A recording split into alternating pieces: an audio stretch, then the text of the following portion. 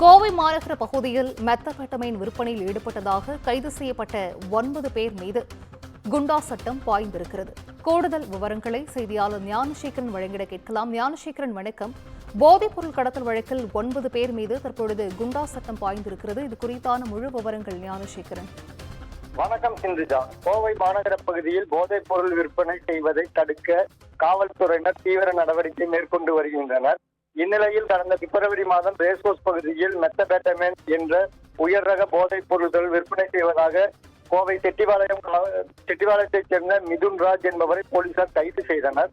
தொடர்ந்து அவரிடம் நடத்திய விசாரணையில் திருப்பூர் மாவட்டம் உடுமலையைச் சேர்ந்த ஜெகநாதன், கோவை காலப்பட்டியைச் சேர்ந்த கோகுல்ராஜ் ஆகியோரை கைதானார்கள்.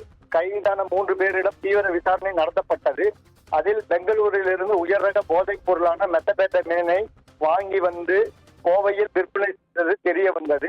இதைத் தொடர்ந்து கேரளா மாநிலத்தைச் சேர்ந்த அஸ்வின், அப்துல், சலீம், அசார், அன்சாத், அமல், ரியாஸ் ஆகிய 6 பேரையும் கைது செய்தனர். அவர்களிடமிருந்து ரூபாய் 6 லட்சம் மதிப்பிலான போதைப் பொருட்கள் மற்றும் போதை ஸ்டாம்புகள், செல்போன்கள் மற்றும் கார்கள் பறிமுதல் செய்யப்பட்டன. பின்னர் கைதான 9 பேரும் நீதிமன்றத்தில் ஆஜர்படுத்தப்பட்டு கோவை மத்திய சிறையில் அடைக்கப்பட்டனர்.